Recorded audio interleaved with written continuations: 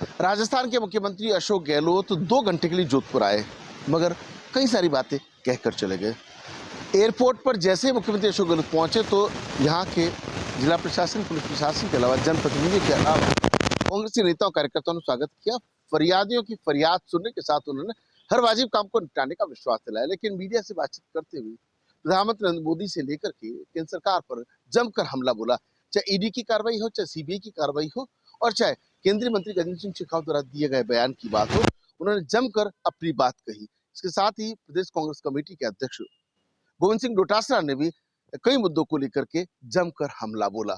उसके बाद मुख्यमंत्री अशोक गहलोत सर्किट हाउस पहुंचे, जहां कुछ फरियादी थे, उनसे मुलाकात की, उनकी बात को सुना और उसके साथ ही मुख्यमंत्री अशोक गहलोत पहुंचे सीधे अपने भांजे जसवंत सिंह कछवा के निवास पर, जहां पर मुख्यमंत्री अशोक गहलोत ने अपनी बहन विमला गहलोत के पैर छूकर आशीर्वाद दिया, उनको शॉल ओढ़ाया, जन्मदिन की शुभकामनाएं दी और उसके साथ ही जिस तरीके से उन्होंने पूरे परिवार के साथ फोटो खिंचवाई, चाहे बड़े भाई अगर सिंह गहलोत की बात करें, भांजे जसवंत सिंह कछवा, रणवीर सिंह की कछवा, उनका पूरे परिवार की बात करें, पूरा अपनापन जहां देखने को मिला। वहीं उनके पुत्र वैभव गहलोत और पुत्रवधू हिमांशी गहलोत के अलावा धर्मपत्नी सुनीता गहलोत भी रही, उनकी पोती काशवी भी मौजूद रही।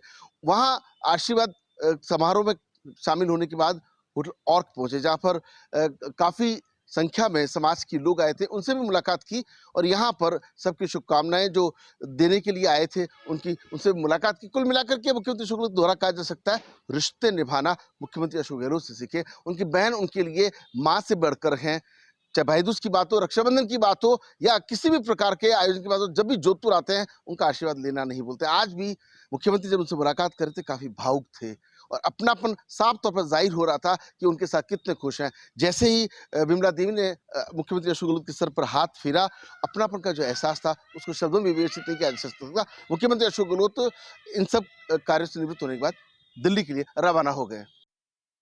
हाईटेक रेल तंत्र की तरफ तेजी से अग्रसर रेलवे स्टेशन कोटा को आज मिली 2 बड़ी सौगातें। लोकसभा स्पीकर ओम बिरला ने किया रेलवे स्टेशन कोटा के प्लेटफॉर्म नंबर 1 पर 2.25 करोड़ की लागत से नवस्थापित एस्केलेटर सुविधा का शुभारंभ, तो साथ में प्लेटफॉर्म नंबर 4 पर लिफ्ट सुविधा का भी फीता काटकर उन्होंने उद्घाटन किया। बिरला ने बाद में डीआरएम पंकज शर्मा के साथ रेलवे स्टेशन पर घूम करके यात्री सुविधाओं का भी जायजा लिया। कोटा रेलवे की तरफ से बाद में लोकसभा स्पीकर के सामने एक खास प्रेजेंटेशन भी प्रस्तुत किया गया, जिसमें किस तरह से आगामी 1.5 से 2 सालों में 203 करोड़ के मोटे बजट के साथ कोटा रेलवे स्टेशन को वर्ल्ड क्लास स्टेशन में तब्दील किया जाना है।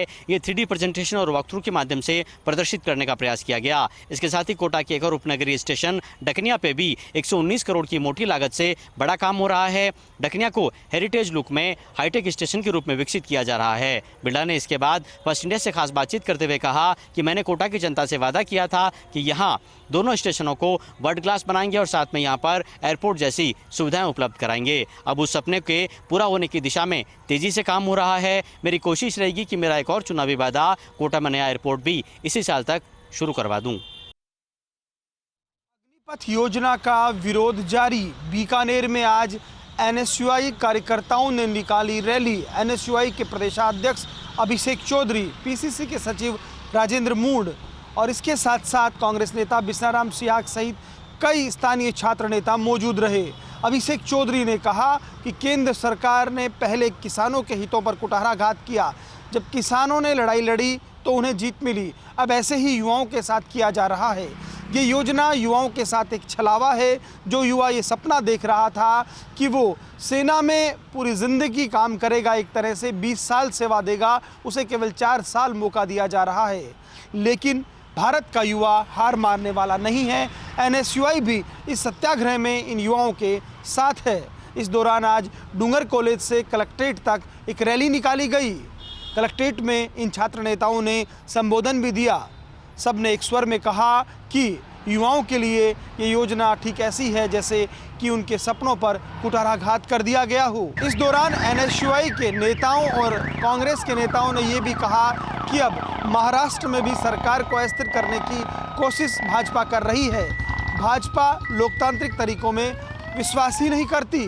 कुल मिलाकर कहा जा सकता है कि राजस्थान की एनएसयूआई लगातार इस मुद्दे पर सक्रिय हैं और ये संदेश देने की कोशिश कर रही है कि वो युवाओं के साथ है।